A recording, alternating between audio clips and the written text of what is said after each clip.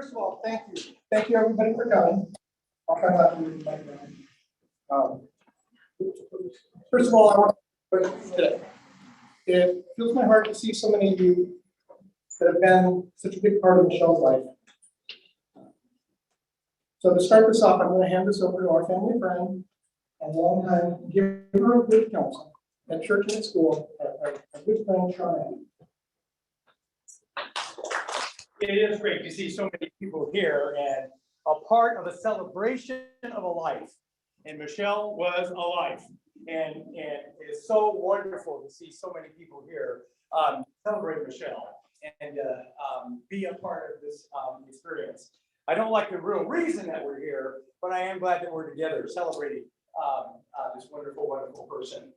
I talked to McKenzie a little bit about what I should say or what I should do, and she said, Adgie, don't talk too long. I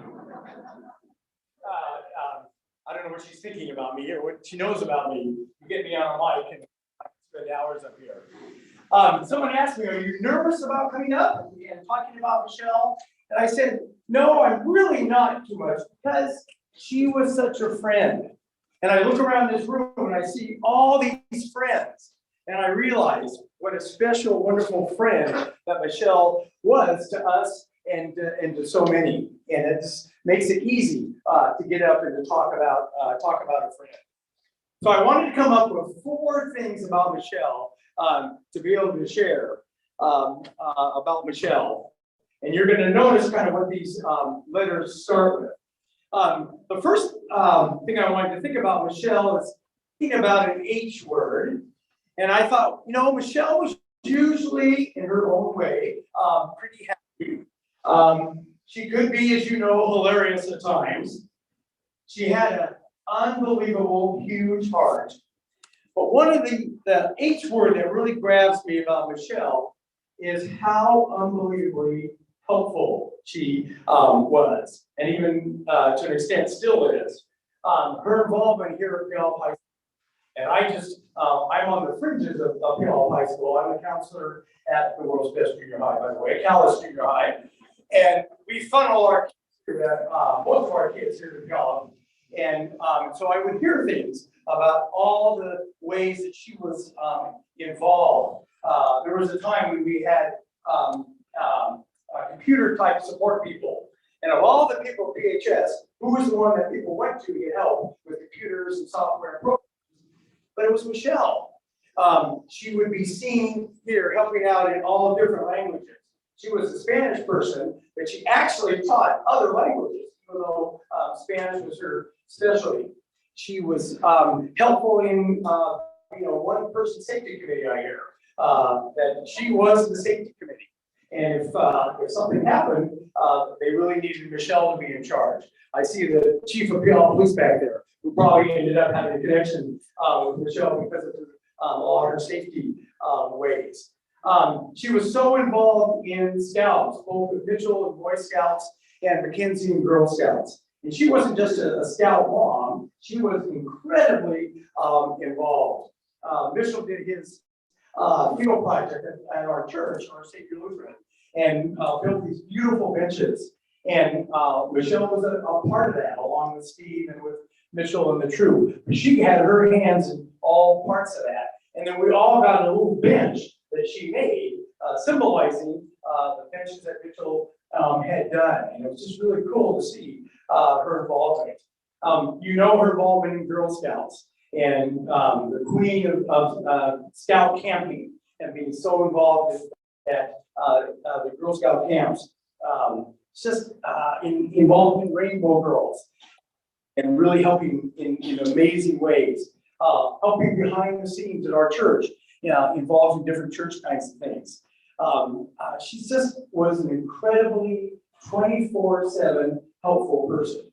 And I think there were days that she was actually up 24/7, doing and helping and supporting in so many ways. So one of the things I will always remember about Michelle H is that she was happy. The second letter I was thinking of is E. And Michelle could be very excited. She could be very engulfed in things. But Michelle was very eclectic. She was involved in so many different things. Michelle would go to every opening of Star Wars movies. It didn't matter if it was at midnight or 2 in the morning or that she had to teach the next day. She and Steve and Mitchell and McKenzie and various other sundry people would be at opening of Star Wars movies. She was really into the Devon Rex cat breed and was a big person on Facebook with the Devon Rex cat breed. Who would have known? You here at PHS put on incredible, I haven't seen one yet this year, Dave, but put on incredible lip dubs. And who was out there with her purple hair at the PHS lip dubs of Michelle? No one could dress up better as E.T. than Michelle. She just had that E.T. look about her and did a great job in dressing as E.T. She just loved to get involved in such a range of different things and projects and stuff. And that was that eclectic part of Michelle. Well, of course, I had to come up with another E, H-E-E. And so I thought of some other E's. She could be a little exasperating at times. I had to support Mitchell quite often when she would exasperate him. She definitely was very entertaining. Michelle was an amazing entertainer. But the second E I came up with is that Michelle was an energizer. She was the Energizer Bunny, doing so many things, getting involved in so much stuff. We have a hard drill coming up here in a few weeks. And who was the person that helped put a lot of that together? Not just for the school district, but for the city of Puyallup. But Michelle Heeb, okay, as part of her safety training program that she was involved in, she has helped coordinate, and we're still honoring her through the hard drill as helping put that together. She was such a go-go person all the time. I got to celebrate McKenzie's coordination as kind of the rainbow president, and it was an online deal. And she put together an incredible online presentation, got the neighbors involved in part of that presentation, and all these different folks that I got to see online. She was so involved and so helpful, gave so much energy. She was so excited about helping plan the heat vacations. And I heard about how many car museums she had to go to, how many skate parks she had to go to support her family and put together these trips across the country and into Europe. And she put those things together and made sure that her family members got to do so many things. So she really, really was an energizer. Well, the fourth letter, as you may guess, that I had to come up with for Michelle was B. And I was trying to think of some appropriate B words for Michelle. She was definitely brash. She had her brashness that she could use. She had times with a badass with how she handled things. She was definitely a boss. But most importantly, Michelle had an incredibly big heart. That's one of the things that I'll remember so much about her. That she would come and see me and talk about the boy, that's how she referred to Mitchell, or McKenzie, or Steve doesn't know that she can have to talk to me about him sometimes. But she had such an incredible heart for the school, for the students of this school. I had kids from Edgemont and Palace that I worked with that come to PHS that ended up having her for Spanish, and they had certain situations going on, and she would contact me and want to follow up. And she had that incredible big heart. And I want Mitchell and McKenzie and Steve not to forget ever that incredible, amazing heart that Michelle had. There's so much amazing things that will stay with me forever. So what a celebration. What a life. Helpful, eclectic, energizer, and big heart. That was Michelle Heeb. All right. Again, thanks everybody for being here. I do have a pretty big stack of papers, but don't be concerned. Again, I'm not just going to wing it. I'm actually going to read this because for some reason I needed to print it in fairly large type because my glasses seem to be broken and sometimes I get curious.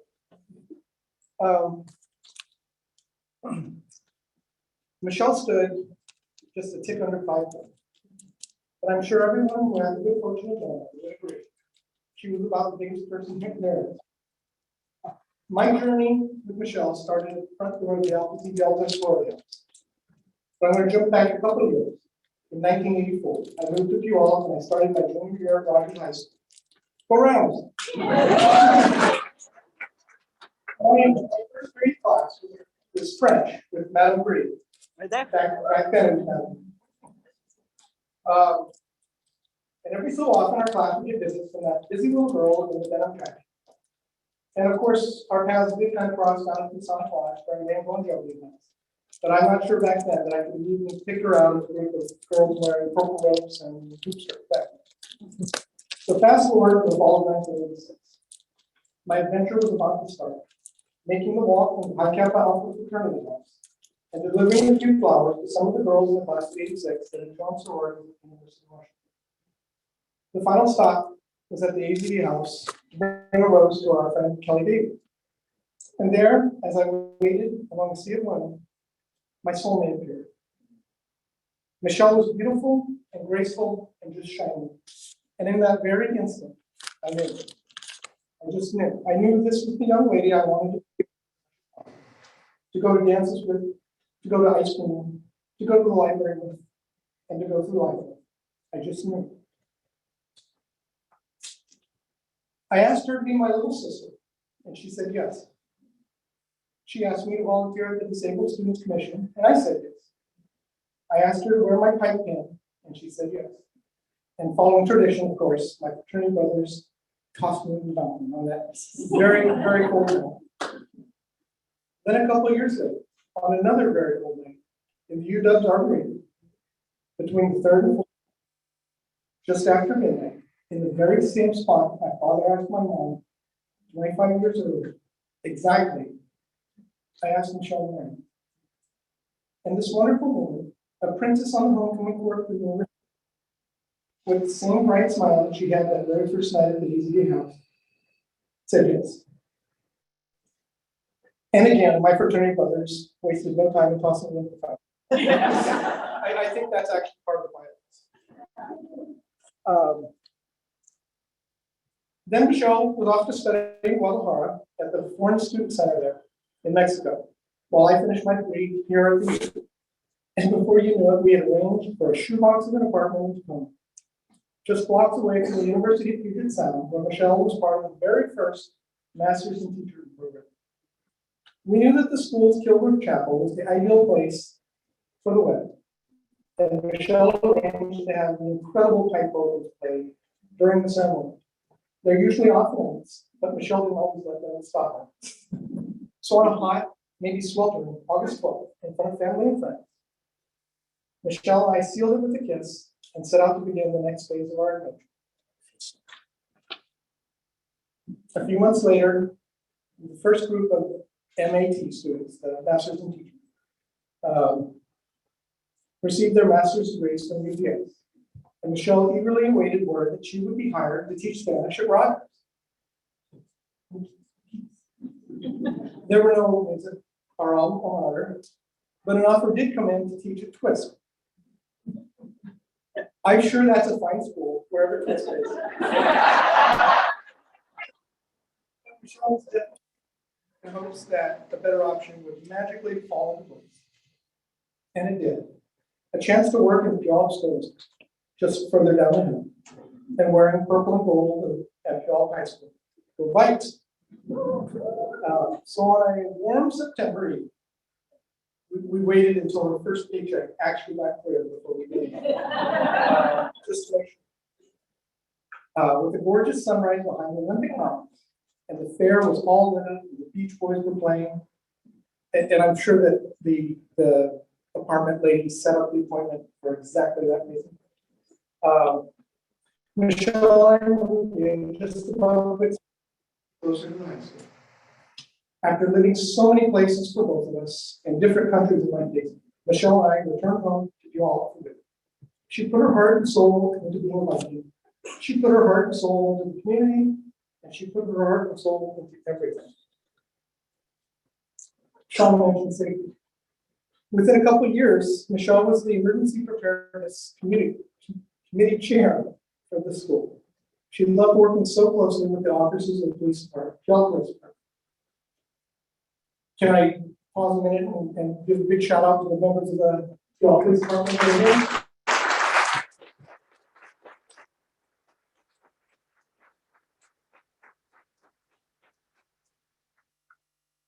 At home, we actually have a few of those little marker casings that you guys fire off when you do the.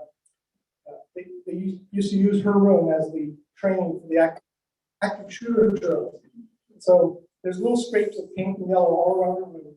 They were like little treasures for her, and she never removed them. I'll bet they're still there. At home, we have she took her role on the safety committee seriously and organized and executed the hard drills year after year.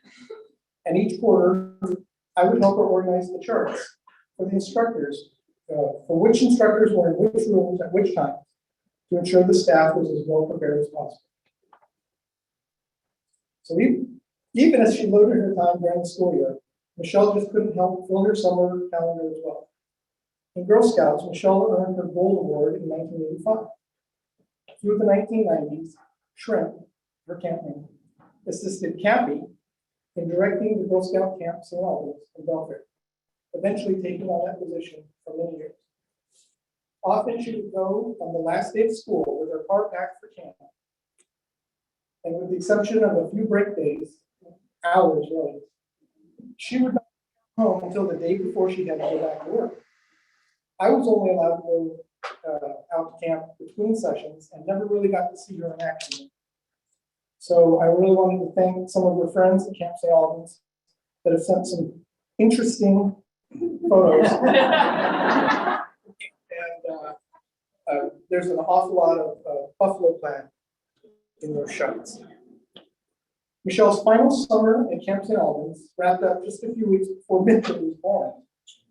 So I guess technically he's been out at camp for more.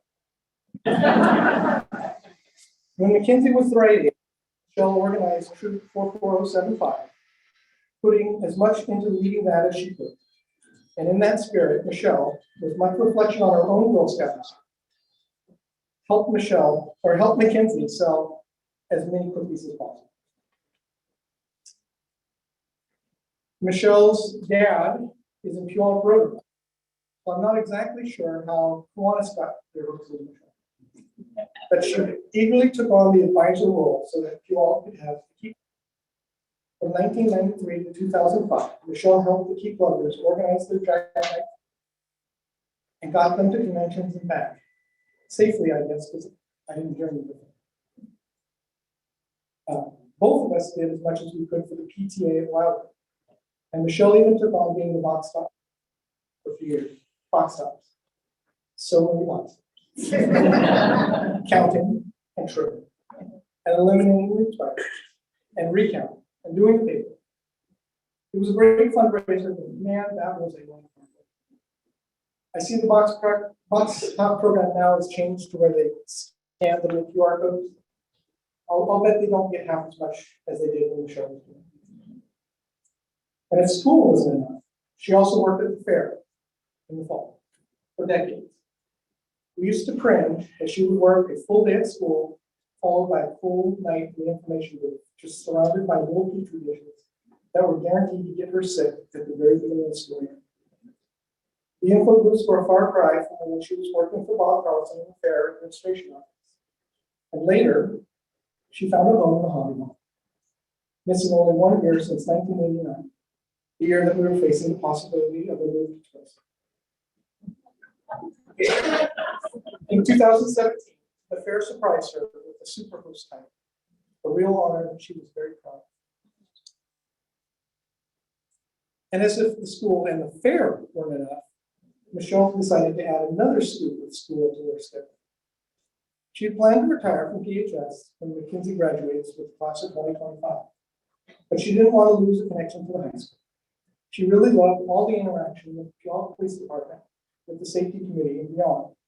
So 2 years ago, she enrolled full-time in the evening at Pierce College and started working toward a bachelor's degree in Homeland Security and Emergency Management.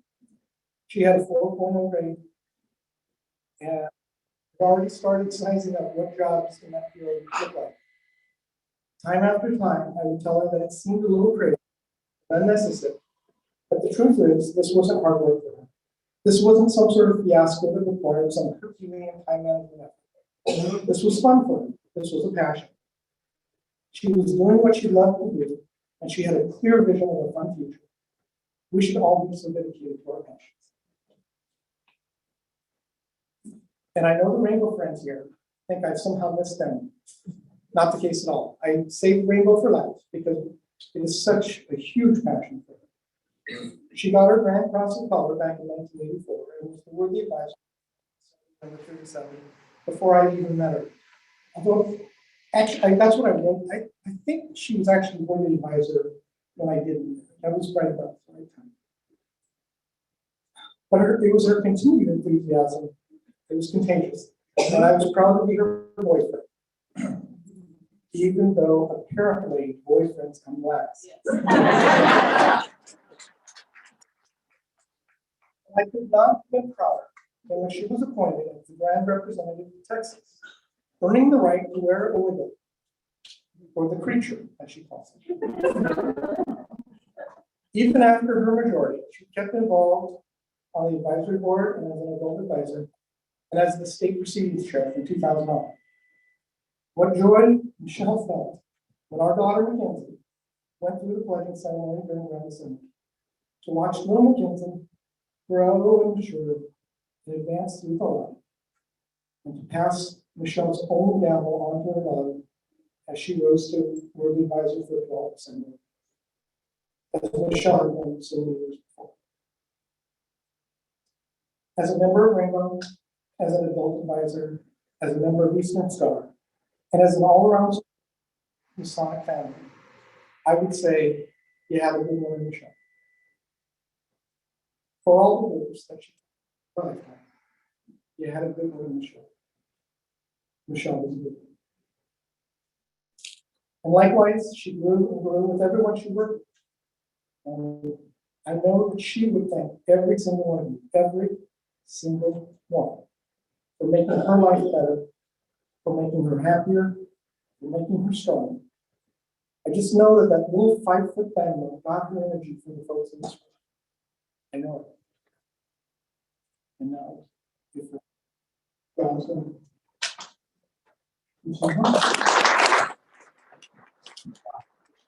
Thank you, Steve.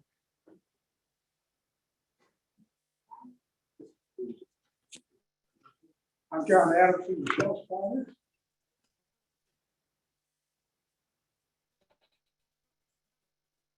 Michelle's mother, Sue. Thank you all for being here. I also celebrate Michelle's wife. Michelle was truly a blessing for us from the many beautiful organizations she touched. She joined us in September of '67. That time on, she was a happy and lady and helpful to others. She participated in Girl Scouts and Rainbow early in life and later as an adult leader in both organizations. Michelle was truly a servant leader long before the term became common in national circles or in everyday life. A servant leader in a leadership speech is a leader with an inherent desire to serve others rather than wanting to lead to increase their power and status. They use their position to help develop and grow people.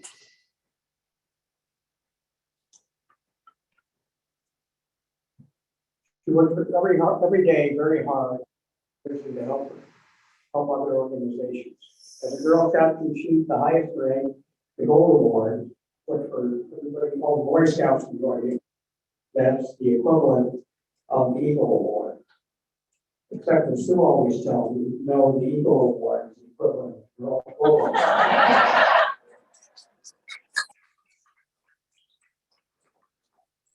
That rank required dedication, perseverance, and the encouragement and help of others. And as a majority and life member of Girl Scouts, she helped others as an adult leader. That's where the advisor or president of the local assembly, she looked for a service project that would help her community. She founded an organization that provided service dogs for the handicapped. the Prison Pet Partnership Program, a nonprofit between rescue dogs that service dogs for individuals with handicaps. She was on the board of directors of this organization for many years, helping others in the broader Puget Sound community. As a girl state representative in junior year in high school, she wrote a bill to allow service dogs of the handicap to have the same rights of access that guide dogs do. Surprisingly, up until that point, they did not. The bill, she wanted to go further than girl state, so she contacted local state legislators, Dan Grimm and Mark Star, and the bill passed and signed by Governor Gardner. Michelle was only a junior at this time and had a number of absences for things like attendance at girl state, attendance at Fort Langley camp, being a high school aide for the Washington State Senator, and of course going to the legislature for passage. I think she was absent for school 16 days that year, which in those days, day two, constitutes delinquency. And she was on the verge of losing a grade point for a class because of this.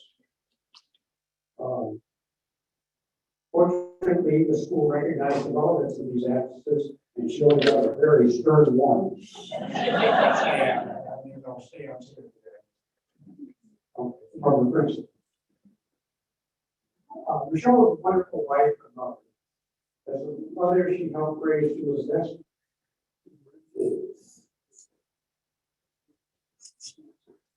Best friend this ever.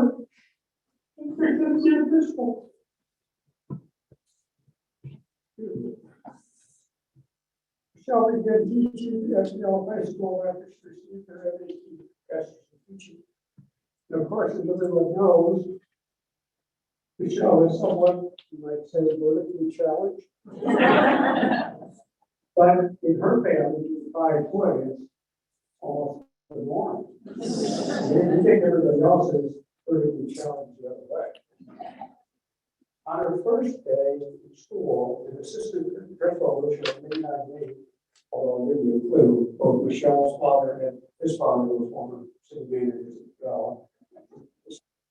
Made this unnamed assistant principal put a sign on the teacher's lounge that said, "Only teachers over 5 feet allowed." Michelle thought it was the sign you see. As an educator, she taught Spanish for over 30 years at Puyallup High School, but she was more than a teacher. She became a friend and mentor to many students. Can't tell you how many cards and notes we received from former students telling us how Michelle helped me. How it was high school, what was life, and the myriad of problems that teenagers experience. Many of these credit Michelle's help being able to school and other successes in life. And even death, she helped others as the mortgage owners made it possible for others to have a full life. If I had one thing to say about Michelle, it was that she helped people solve problems. She was truly a servant leader in every sense of the phrase. So in honor of Michelle, I challenge all of you here and on Zoom to go out of the way today and do something to help someone. Even if it's to perform some random act of kindness, even if it's simply inspire. Yes, you will know how good it makes you feel and how good it makes them feel. You brighten somebody's day. And you may be surprised as we have by the time that we've seen from each people that somebody will brighten and remember that years later. So thank you for coming today. Really appreciate it. With that, I'll turn it back over to Steve. Thank you. I'm not going to stay.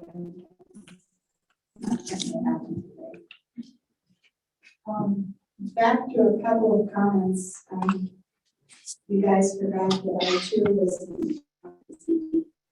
And so she joined my sorority.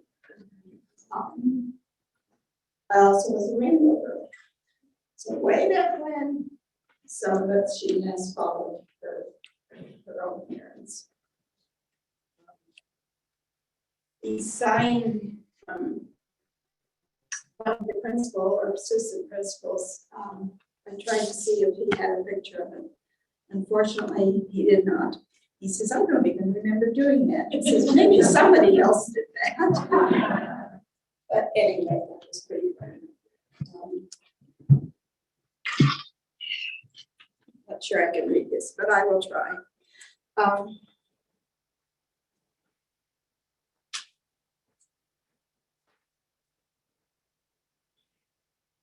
If you want to be happy, then please start right away. Do one thing for someone else each day.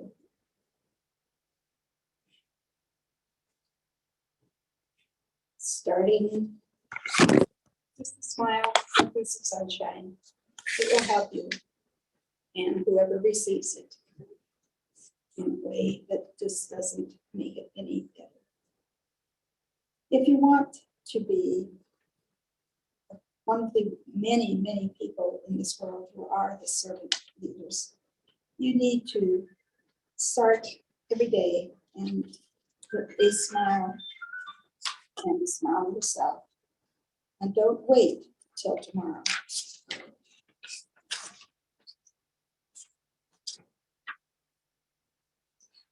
Start right away. Just doing one thing, one small thing. Remember the words or the letters T and T. Today, not tomorrow. So my wish for you all is to go home and hug your loved ones tonight. You never know, something might happen. And you will not have the opportunity to do it again. So thank you all, and we appreciate all your love and wishes and food and everything that all of you have done. And thank you very much. First of all, I want to apologize in case I slipped. I was in the Navy for 6 years. I might cuss. My name is Sharon Fetter.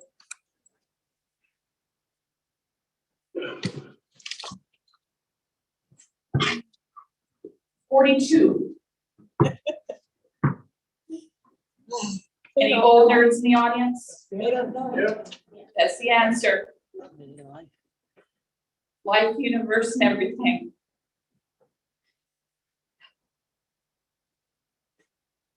42 years ago this spring, actually probably in the next week or so, I never wrote it down because I never felt the need to, was when Michelle and I met. And I further apologize to the educators here. It happened in 8th grade math class. Because I was one of those children who was a pleasure to have in class, but needs to focus on the work.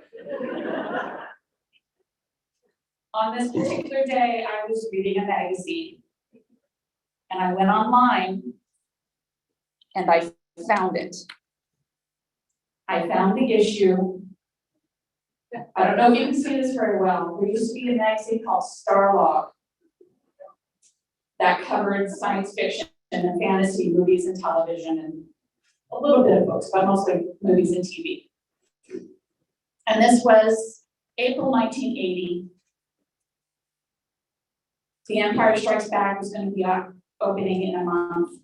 I was reading an article about it, and I feel a tap on my shoulder.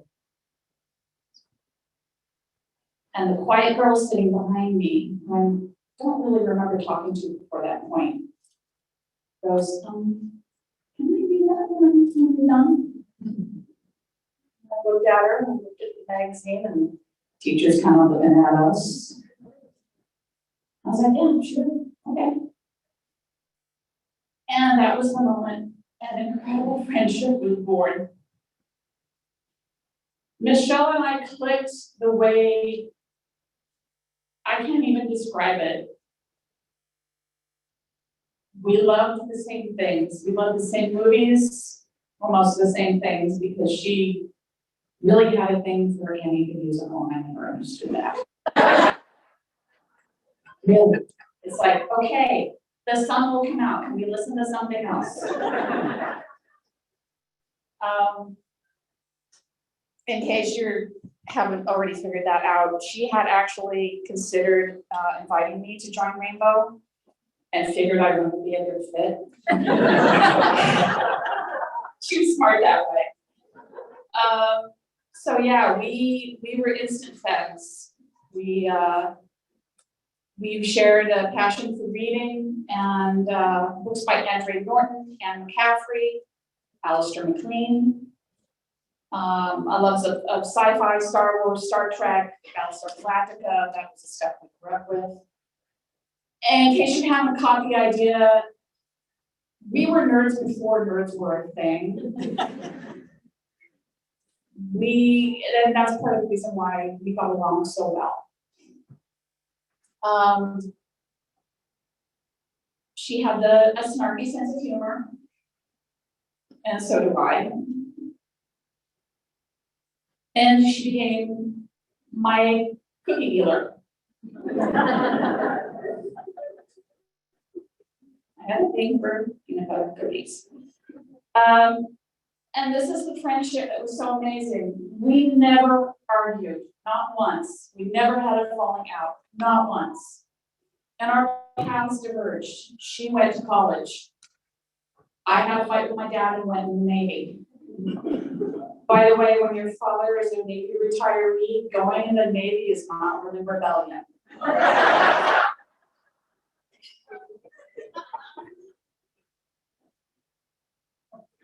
She and I could talk about anything, and we often burned the phone up for hours. And back when we were teenagers, when there's only a single line in the house, I'm sure she got stink eye. I know I did.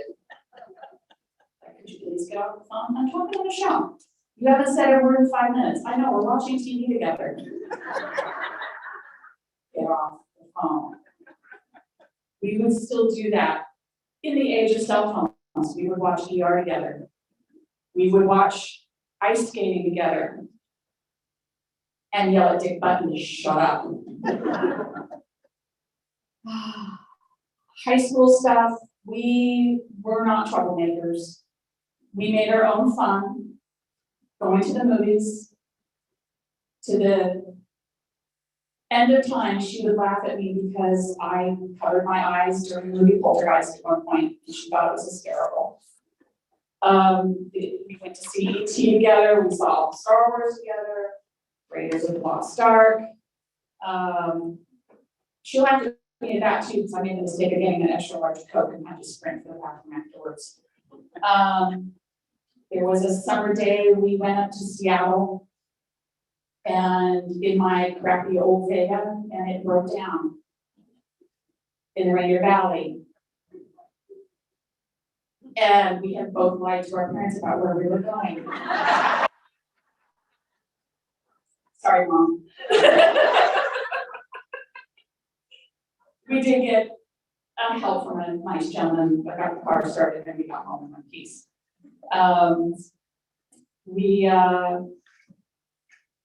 We made a mad dash for my car when Return of the Jedi came out. She and I and a friend of ours ran in my car to meet the buses, to get out of the parking lot, to get to the theater, to see the next showing. Because we started when we were still in class of the other day. I used to tease her about being a small-nosed sorority girl, even though she really wasn't a stereotypical sorority girl in any way, shape, or form. But I did used to joke about this old sailor needed to take her out and get her out drunk. It never happened. Oh, and then there was the time that me and a bunch of friends showed up at the house at about 10:30, 11 o'clock on a weekend night to take her out to the Rocky Horror Picture Show. And mom standing very sternly in the doorway. And one of my idiot friends wearing a metal mask that he refused to take off. And me desperately trying to convince mom, no, really, it's gonna be okay. We're just gonna go to the theater. We'll come back home. I'm with her, she'll be safe. I have a feeling that was the only reason why I let her go that night, because I vouched. Because the rest of my friends were looking mighty odd then. Yeah, that was, it was crazy times. We stayed in touch while I was in the Navy and she was in college. I would come home, stop by her folks' house if she couldn't come down and catch up. Other times she would come down, go to the movies and catch up. And, yeah, it was a friendship that you can't even begin to describe, and I don't even know how. Other than the few anecdotes I've told you, and there's so many more things. I was incredibly honored when she asked me to be her maid of honor at her wedding. Her cousin was going to be the maid of honor originally and was ill and dropped out like within days of the service. And so she's like, do you mind? It's like, I'm already in the wedding party, just tell me what to do. And it was a beautiful day and it was very hot. The chapel did not have air conditioning, but we managed. I was there for her graduation from UPS, incredibly proud of her. She was so incredibly accomplished, I would often feel like I was on flat feet next to her.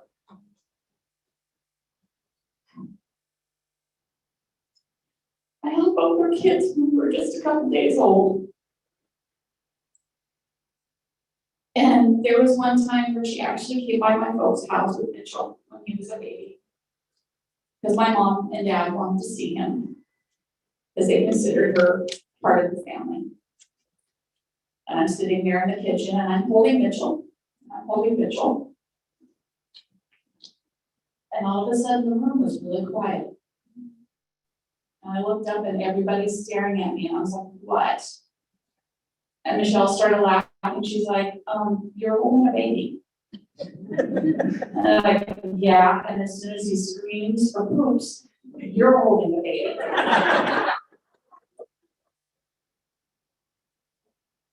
Oh, she started teaching here at PHS a few short weeks before I started working for the Federal Aviation Administration at an opera. Our lives often parallel that way. And we would talk almost every day on the phone. If I was working day shifts, driving home on 167, and you know how bad the traffic is. So I would call her up, and she was the second call I would make after mom, my mom. And we would talk about her day and commiserate. And she would listen to what's going on in my life, and I would listen to what was going on in her life. And we'd find something to laugh about inevitably, something absurd. Recent years, it was like, why are they putting us in charge? And why do my knees hurt?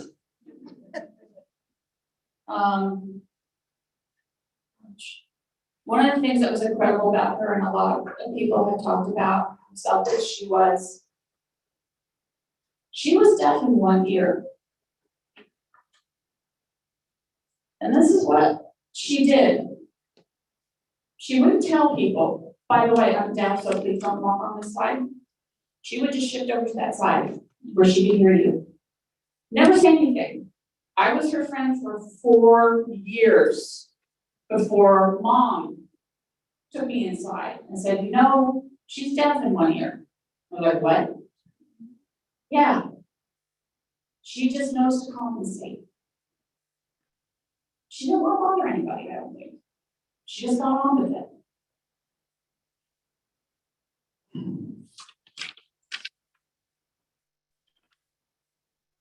And as was mentioned, we would go to the Star Wars films every year. This was a tradition we started with the kids.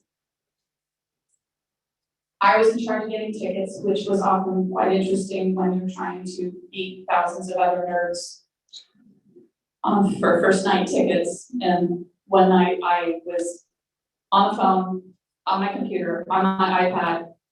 I finally got tickets. I called her and said, I finally got the tickets. It only took me 45 minutes and 3 devices. She just fell out laughing. She said, as long as you got the tickets, let's go. That's fine. She introduced me to the Prison Pet Partnership Program, which is an incredible program that I encourage all of you to look into. They are incredibly worthy of support.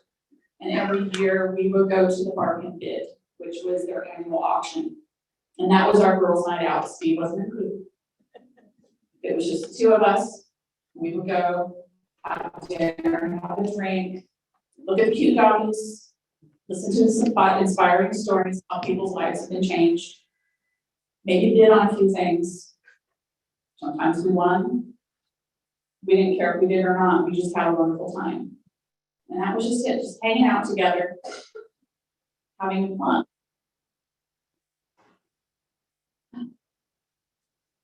She's always been there. In recent years, there's been a lot of health issues happening in my family. I lost my dad 20 years ago. My brother was diagnosed diabetic about 10 years ago. My mother is now 91 and she can't be here today because she can't walk very well. And Michelle was always, what can I do for you? She would talk to me about my brother's diabetes. How is he managing? What is he taking? What are you doing for his diet? Try this, do this. This will help. She was an incredible resource for me for that. And then there were days where I just talked to her and I was overwhelmed because I was caring for my brother and to work. And she's like, you want me to send the boys down? I can send the boys down. They'll do anything, just boss them around.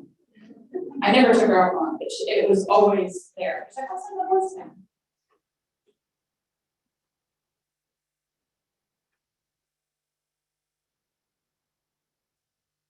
The afternoon in January, preceding when she collapsed, my sister had fallen off a ladder. She's 71 years old. She broke her pelvis in 5 places.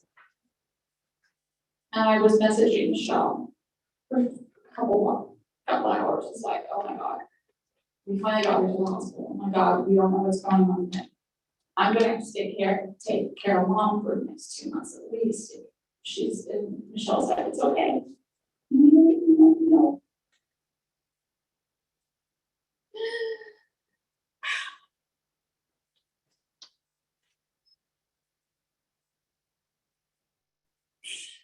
And then I lost my little sister that night. My best friend, my shadow.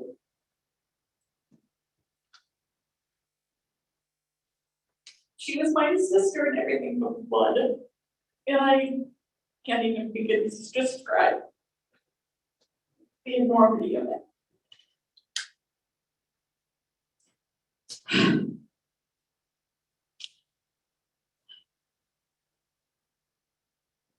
I'm gonna miss her generosity, her humor, and her love and support. And I will always be there for Steve and McKenzie, for Mitchell, and for John and Sue.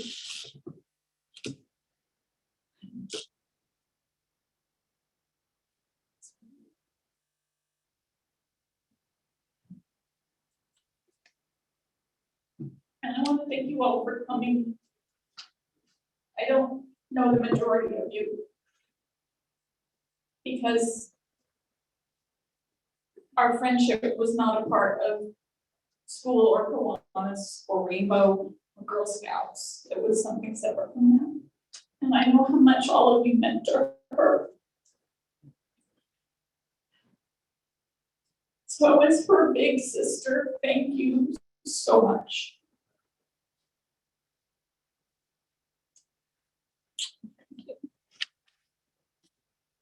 Yes.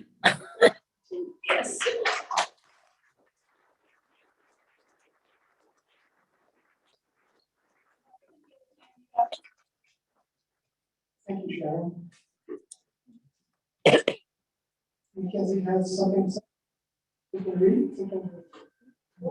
Yes. Okay, I'm gonna keep mine a little short, I'm gonna keep old.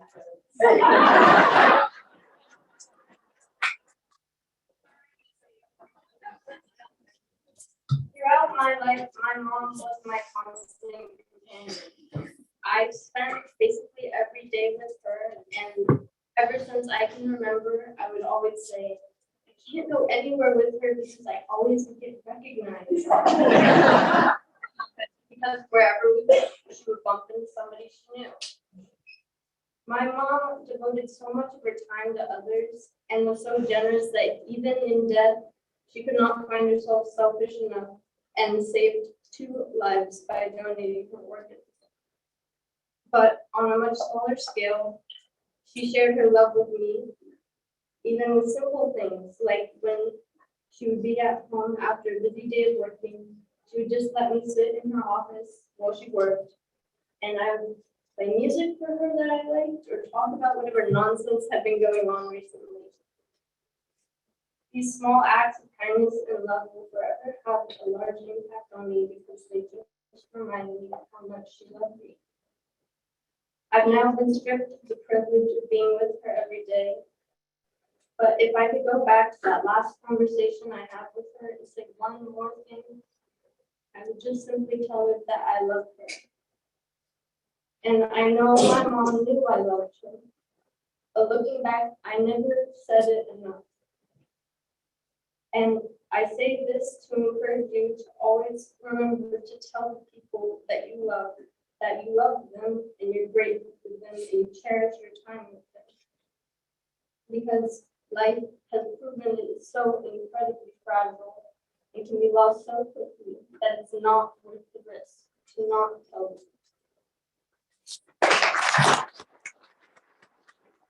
them. So, as you've heard, Michelle's sudden passing hit me, the kids, Shawn and Sue, our family, our friends, Sharon especially, as hard as can be.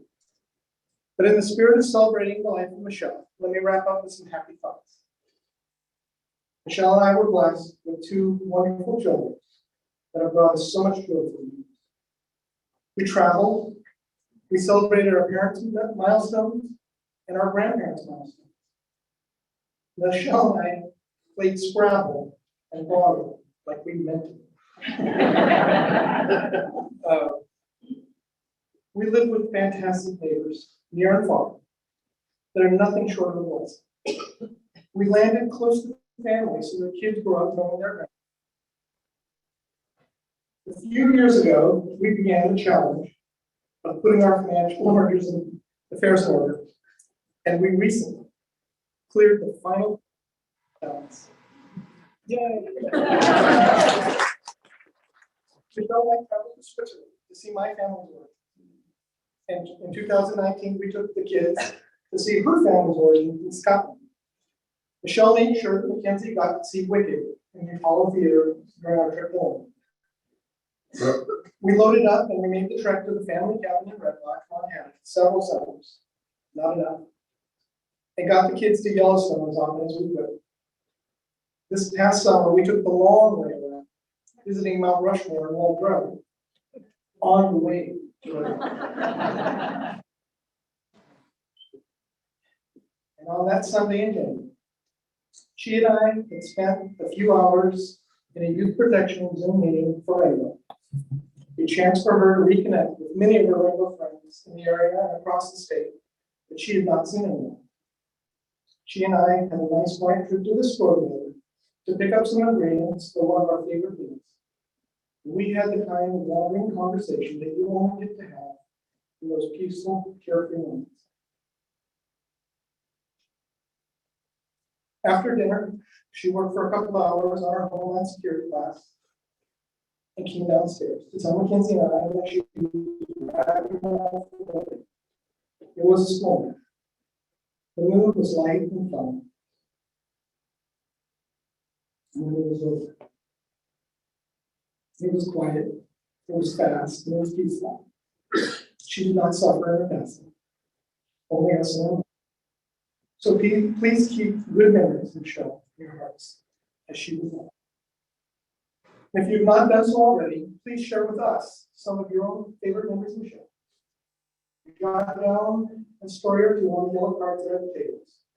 If you don't want to include your name, please do that. At least we should build many surprises you volunteer. Also on the tables are guest signage. Please let us know that you joined us on this day. And, one last thing. There's some folks I want that. The Andersons and the Johnsons and the Williams. Michelle's parents, John and Sue. My father, Ben. Sharon, the best friend Michelle that ever lived. Shawn, for years of guidance in our family, is ever in need of good words and direction. The Rainbow Girls that have helped today and throughout the past 2 months, and really, thank you. Michelle in the office here, and she was a true godsend to my Michelle all these years. Principal Dave Senich, Heidi and the crew at the Puyallup School District helped make this actually happen. The overwhelming those that use the meal train to help take the pressure off what was really a very stressful period. All, and I mean all, of the great people here at Puyallup High School that have made a true Viking family for this chair of ours. If I even started to list individual names, I could only do disservice to anyone I miss. You know she loves you all. And finally, a heartfelt thank you to those who have donated to either of the 3 scholarships that we are establishing in Michelle's name. These will help her long-term commitment to community service, 4 languages, and the all-around pursuit of education live on her permanently here at the. There is information on each, I believe, on that table over there. Please feel free to make a donation today or send the appropriate, send something to the appropriate foundation for the troops. And lastly, thank you,